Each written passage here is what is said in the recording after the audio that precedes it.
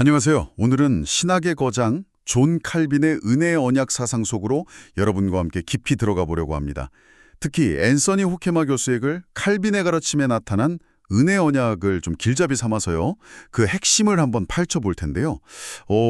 신학 공부하시는 분들께는 칼빈 신학의 아주 중요한 축을 이해하는데 정말 통찰력 있는 시간이 될 거라고 생각합니다. 네, 안녕하세요. 오늘 이 주제 정말 중요하죠. 그렇죠. 호케마는 이 은혜 언약 교리가 칼빈 신학 전체를 푸는 만능 열쇠 뭐 이런 건 아닐지라도요. 성경 전체를 하나로 꿰뚫어 보고 또 유아 세례 같은 교회의 실천을 이해하고 더 나아가서 구원의 역사를 보는데 정말 결정적인 역할을 한다. 이렇게 분석하더라고요. 맞습니다. 특히 그 하나님의 절대 주권하고 우리 인간의 책임, 이게 어떻게 보면 좀 긴장 관계에 있는 것 같잖아요. 근데 이 언약이라는 틀 안에서 이 두 진리가 어떻게 만나는지를 보여주는 아주 중요한 개념이죠. 네, 맞아요.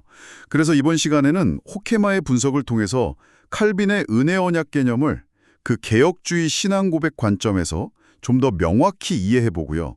그 신학적인 강점이나 또 역사적인 맥락 속에서의 특징들, 그리고 무엇보다 중요할 수 있는 장차 목회 현장에서 어떻게 적용할 수 있을지 그런 지점들까지 함께 짚어보는 게 목표입니다. 네, 아주 기대가 됩니다. 그럼 바로 시작해 볼까요? 첫 질문은 아마 이거겠죠. 과연 이 은혜 언약 교리가 칼빈 신학의 중심 원리라고 딱 말할 수 있을까? 하는 점인데요. 호케마는 그 중요성은 정말 아무리 강조해도 지나치지 않다. 이렇게 말하면서도요. 칼빈 신학 전체를 하나의 원리, 예를 들면 예정론 같은 걸로 다 설명하려고 하는 시도는 칼빈 본인의 의도와는 좀 다르다. 이렇게 선을 긋고 있어요. 맞아요. 그게 중요해요. 칼빈에게 제일 중요했던 건 뭐랄까 완벽하게 논리적으로 딱 떨어지는 시스템을 만드는 것보다는요. 성경이 말하는 바를 최대한 충실하게 드러내는 거였거든요. 그래서 때로는 우리 인간 이성으로는 완전히 이게 딱 해소되지 않는 것처럼 보이는 성경 가르침들, 그 어려운 말로 컴플렉스여 어포지토rum이라고 하죠. 모순되어 보이는 것들의 복합체, 이런 것까지도 그냥 끌어안았어요. 컴플렉스 오포지토룸. 네, 헤르만 바빙크도 말했듯이 신비는 교의학의 생명 요소니까요. 칼빈한테는 논리적 일관성보다는 성경 자체에 대한 충실성, 이게 더 중요했던 거죠. 호케마도 바우케나 다위 같은 학자들 인용하면서 이 부분을 강조하고요. 그렇다고 해서 은혜 언약의 중요성이 줄어드는 건 아니라는 거죠. 그 기독교 강요에 독립된 장이 없거나 언약만 다룬 논문이 없다고 해서 말이에요. 물론입니다. 전혀 아니죠. 오히려 칼빈의 주석이나 설교, 특히 그 신명기 설교 같은 저작들 전반에 걸쳐서 그 중요성이 그냥 녹아있다고 봐야 해요. 호케마는 칼빈이 이 언약 개념을 통해서 성경의 핵심 메시지를 풀어냈다고 보는 거죠. 그럼 구체적으로 왜 그렇게 중요할까요? 호케마가 제시하는 핵심 이유들을 좀 따라가 보죠. 첫째가 바로 성경의 통일성 문제였어요. 네, 맞아요. 칼빈에게 은혜 언약은 정말 구약과 신약을 가로지르는 하나의 다리, 아니면 척추 같은 거였어요. 당시에 제세례파, 에나밥테스트스라고 하죠. 이 사람들은 구약하고 신약을 거의 별개의 시대로 봤지만 칼빈은 아주 강력하게 반박했거든요. 그 논쟁에서 중요했겠네요. 을 관리하는 방식, 라틴어로 아드미니스트레이션이라고 하는데 이 방식에서 차이가 있을 뿐이라고 설명했죠. 그러니까 구역의 율법이나 제사 같은 형식은 좀 달라졌지만 그 안에 담긴 하나님의 은혜, 구원의 약속이라는 실체, 서브스텐스는 그리스도 안에서 똑같이 이어진다는 거예요. 이걸 통해서 성경 전체가 결국 하나의 구원 이야기를 향해서 가고 있다. 이걸 보여준 거죠. 그 통일성이라는 관점이 두 번째 중요성. 바로 유아 세례의 근거로 아주 자연스럽게 이어지네요. 정합합니다. 구약과 신약의 언약이 본질적으로 같다면 구약 시대 언약 백성의 자녀들이 할례를 통해서 언약의 표를 받았잖아요. 그것처럼 신약 시대 신자의 자녀들도 언약 공동체의 일원이라는 표징으로 세례를 받아야 한다. 이게 칼빈의 논리였어요. 네네. 칼빈이 직접 말하기를 언약은 공통적이고 그것을 확증하는 이유도 공통적이다. 단지 확증의 방식만 다를 뿐이다. 이렇게 명확히 말하거든요. 이 논리가 오늘날에도 유아 세례를 변증하는 아주 중요한 신학적인 축입니다. 바르트 같은 신학자의 비판에 맞서서 쿨만이나 베르카워 같은 개혁파 신학자들이 바로 이 언약 신학적 논증을 핵심적으로 사용했죠. 그리고 세 번째, 은혜 언약은 칼빈에게 구속사, 즉 살베이션 히스토리, 이걸 이해하는 열쇠였다는 거죠. 독일어로는 하일스게슈이스티라고 하고요. 네. 성경을 그냥 신화나 교훈집처럼 보려는 시도들과는 다르게 칼빈은 하나님의 구원 계획이 실제 역사 속에서 구체적으로 펼쳐져 왔다고 아주 강조했죠. 역사를 중요하게 본 거군요. 맞습니다. 칼빈은 하나님께서 이 은혜 언약을 통해서 아담 이후 타락한 인류 가운데서 자기 백성을 구원하시는 과정을 역사 속에서 점진적으로 드러내셨다고 봤어요. 다양한 시대, 다양한 인물을 거치지만 그 중심에는 항상 그리스도가 있고 이 언약이라는 게 이 모든 구원의 역사를 하나로 묶는 끈과 같다는 거죠. 이사야 주석에서도 그리스도를 언약의 중보자로 설명하고요. 칼빈이 또 표현하기를 마침내 모든 구름이 흩어졌을 때 의의 태양이신 그리스도께서 온 땅을 완전히 비추셨다. 이렇게 말하면서 언약이 그리스도 안에서 절정에 이른다고 아주 아름답게 묘사합니다. 와, 여기까지 보니까 언약이라는 게 성경 해석이나 교리 이해에 정말 중요한 틀이구나 싶습니다. 그런데 호케마가 정말 흥미롭게 파고드는 지점은요, 이 언약 개념이 그 유명한 칼빈주의의 핵심 주제죠. 하나님의 주권과 인간의 책임, 이 사이의 긴장을 풀어내는 열쇠가 된다는 점이에요. 칼빈을 흔히 숙명론자처럼 오해하기도 하는데 언약 교리를 보면 전혀 그렇지 않다는 거죠. 그 점이 정말 중요합니다. 칼빈은 언약의 시작, 그 기원은 전적으로 하나님의 값없는 은혜, 즉 그분의 절대 주권에 달려있다고 강조해요. 우리가 뭘 잘해서 언약을 얻어낸 게 아니라는 거죠. 하지만 일단 하나님께서 은혜로 언약을 맺으시면 그 다음부터는 하나님과 우리 사이에 상호적인 의무가 발생한다고 봤어요. 이게 바로 인간의 책임 영역인 거죠. 후대 신학자들이 말하는 것처럼 언약의 시작은 일방적, 모노플류릭이지만 그 관계의 유지나 성취는 디플류릭, 쌍방적인 성격을 갖는다. 이런 통찰이 이미 칼빈에게 있었던 셈이에요. 물론 칼빈이 이 용어들을 직접 쓴 건 아니지만요. 예를 들어 아브라함 언약을 보면 하나님께서 전적인 은혜로 먼저 찾아오셔서 약속하시잖아요. 근데 동시에 아브라함이랑 그 후손들한테 할례를 행하고 하나님의 말씀을 따라 살아라. 즉 믿음과 순종의 응답을 요구하시죠. 네, 맞아요. 특히 칼빈이 만년에 했던 그 신명기 설교들을 보면 이 점이 아주 강하게 드러나요. 하나님께서 죄인인 우리랑 언약을 맺으시는 건 마치 왕이 저 비천한 돼지치기랑 약속을 맺는 것과 같은 정말 상상할 수 없는 은혜다. 이렇게 거듭 강조해요. 우리가 감히 먼저 하나님께 나아가서 언약 맺읍시바 하는 건 교만일 뿐이라고요. 하지만 이 은하의 언약은 동시에 상호적인 약속, 뮤추얼 본드이기 때문에 우리가 믿음과 순종으로 응답하지 않으면 언약을 깨뜨리는 것이 되고 그러면 하나님도 더 이상 그 약속에 매이지 않으실 수 있다. 이렇게 경고하기도 합니다. 그러니까 하나님의 주권적인 은혜가 결코 우리 인간의 책임 있는 순종을 면제해 주는 게 아니라는 거예요. 참으로 그의 자비의 모든 언약에서 주님은 그의 종들에게 그 대가로 삶의 정직과 거룩함을 요구하신다. 이 말씀이 딱 그 균형을 보여주는 것 같네요. 그럼 여기서 필연적으로 따라오는 질문이 있습니다. 언약 안에 있다고 해서 모두가 구원받는 건가? 하는 거죠. 칼빈은 이 언약 회원권과 구원으로 이끄는 선택, 이걸 어떻게 연결했을까요? 바로 그 지점이 칼빈의 언약 이해에서 아주 예리하고 또 중요한 부분입니다. 결론부터 말씀드리면 칼빈은 그 둘을 동일시하지 않았어요. 기독교 강요 3권 21장에서 이 문제를 다루는데요. 칼빈은 아브라함의 모든 후손이 언약 백성으로 부름받은 것, 이걸 일반적인 선택, 라틴어로 generis electio라고 불러요. 이거 자체도 물론 엄청난 특권이죠. 하지만 이 넓은 언약 공동체 안에서도 하나님께서 어떤 이들은 영원한 생명으로 택하시고 어떤 이들은 그냥 두시는 더 제한된 등급의 선택 혹은 더 특별한 은혜, 그라티아 마지 스페셜리스가 있다고 분명히 구분합니다. 이게 바로 우리가 흔히 말하는 구원에 이르는 특별 선택인 거죠.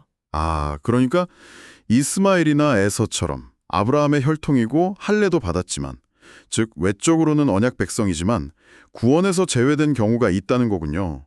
칼빈은 그 이유를 그들이 언약을 신실하게 지켜야 한다는 조건, 컨디션을 불충실하게 어겼기 때문이라고 설명했죠. 네, 맞습니다.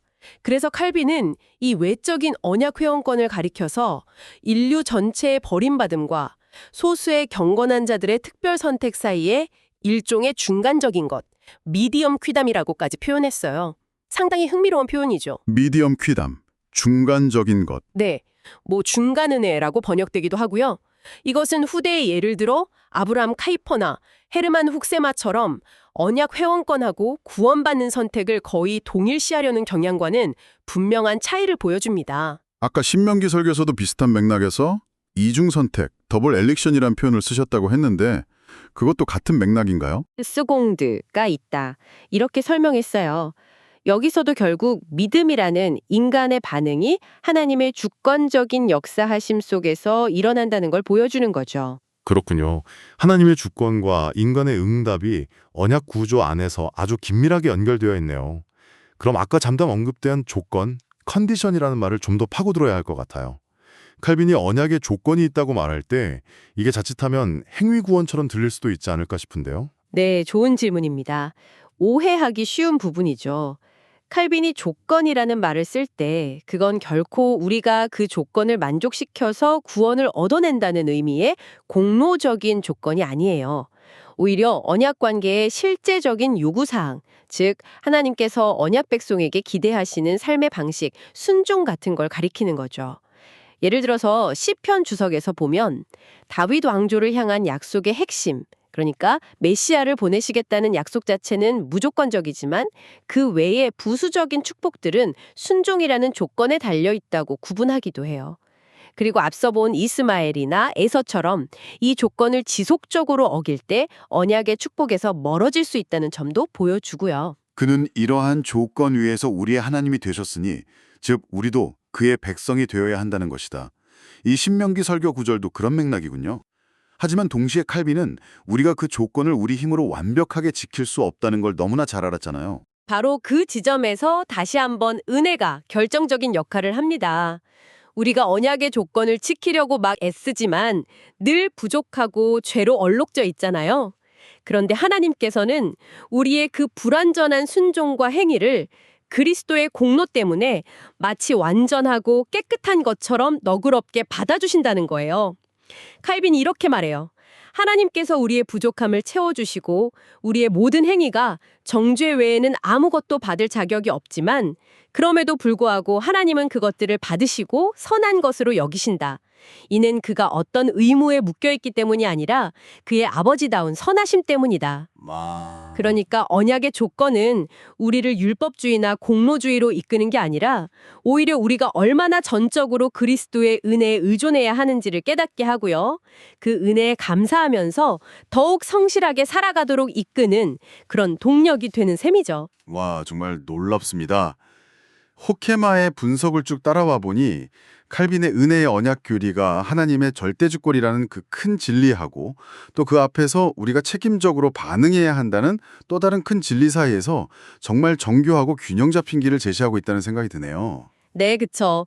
한번 정리를 좀 해볼까요? 호케마가 밝혀낸 칼빈의 언약 교리가 갖는 신학적 강점을 한 3가지 정도로 꼽아볼 수 있을 것 같아요.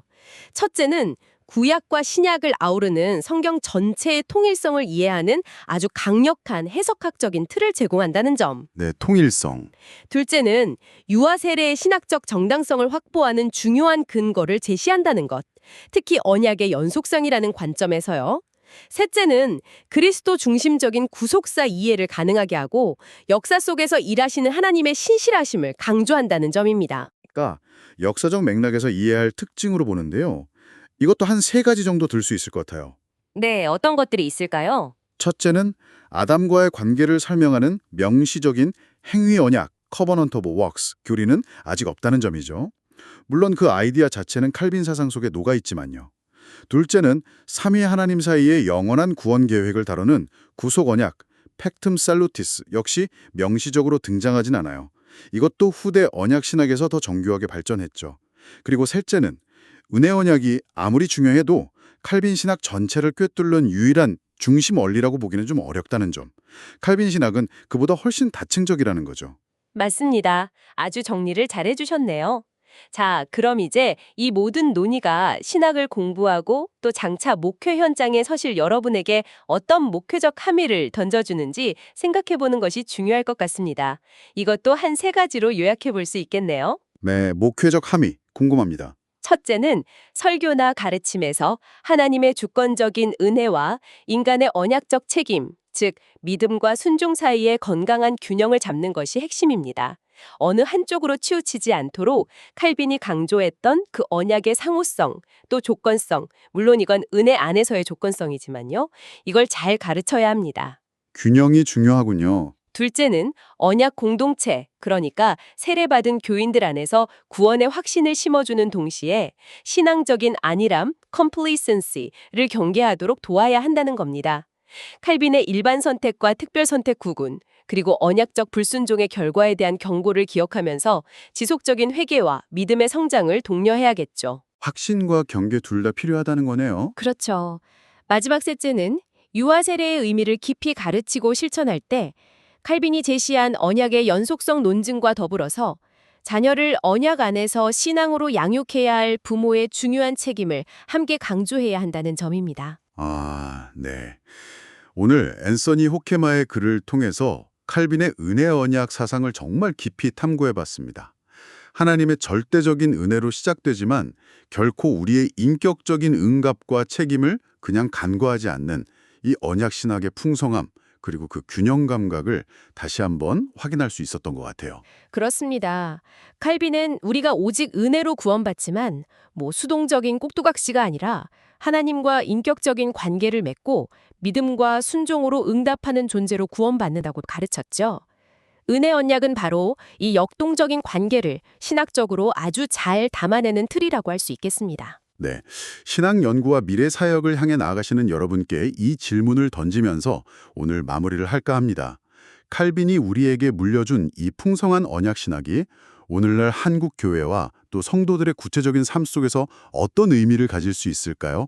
특히 외적으로는 언약 백성, 즉 교인이지만 내적으로는 믿음의 진정한 응답이 좀 부족한 분들을 목회적으로 어떻게 도울 수 있을지, 또 조건과 은혜 사이의 그 미묘한 균형을 어떻게 설득력 있게 가르칠 수 있을지, 이런 점들을 계속해서 고민하고 씨름해 보시면 좋겠습니다. 이 질문을 여러분의 지속적인 성찰과 연구의 과제로 남겨드립니다.